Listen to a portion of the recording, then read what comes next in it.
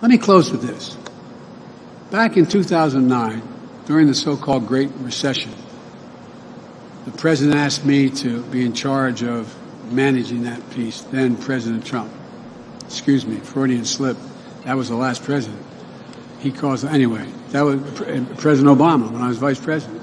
When you register it, the likelihood of it being used diminishes exponentially. On the 17th, look, the fact that George Washington worried on the first time he spoke after being elected president, hundreds and thousands of innocent people between there and the Iraqi border. The way to deal with those guns and those AR-15s and assault weapons that are on the street, are not on the street, that people own, excuse me, in terms of foreign policy. I've never seen a time, and I spent thousands of hours in the Situation Room. What is happening in Iraq is going to, in Afghanistan, took almost a $90 billion act that kept us from going into a depression, putting us in a position where I was able to end able to end the issue of gun sales in terms of assault weapons. Well, the senator said she's being vague on the issue of, actually both of them being vague on the issue of Medicare for all. Became very close friends with my wife, Jill.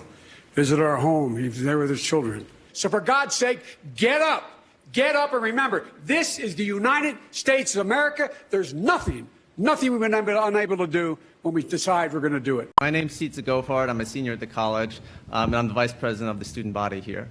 Isn't that a bitch? I mean, excuse me. Buy a shotgun. I think the vice president very well knows that sometimes the words don't come out of your mouth the right way.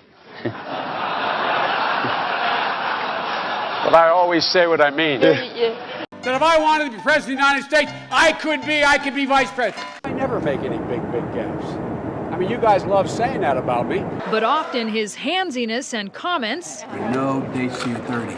are likened to those of a crazy but lovable uncle. But as they veer toward the more bizarre variety, it's raising questions about appropriate behavior for someone eyeing the White House. So earlier this week, Biden publicly used the term Shylocks in reference to aggressive money lenders. But it's a word considered anti-Semitic, a reference to a ruthless Jewish lender in Shakespeare's Merchant of Venice. He said in the first 100 days, he's going to let the big banks once again write their own rules. Unchain Wall Street. They're going to put you all back in chains. In Delaware, the largest growth in population is Indian Americans moving from India.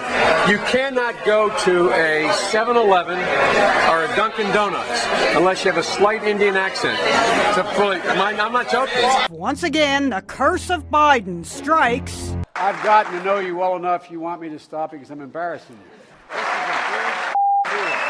Pardon me? Every 10 minutes there's a shift in sort of what the strategy is. Again, Who gives a It's a large, very identifiable Somali community.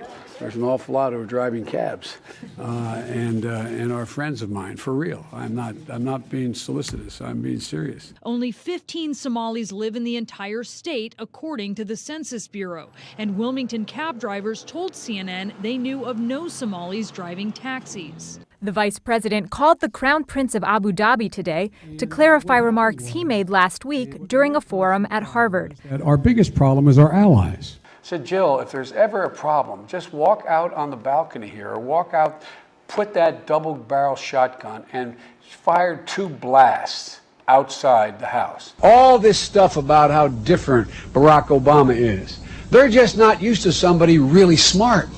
They're just not used to somebody who's really well educated. They just don't know quite how to handle it. Because if he's as smart as Barack is, he mustn't be from my neighborhood. His mom lived in Long Island for 10 years or so.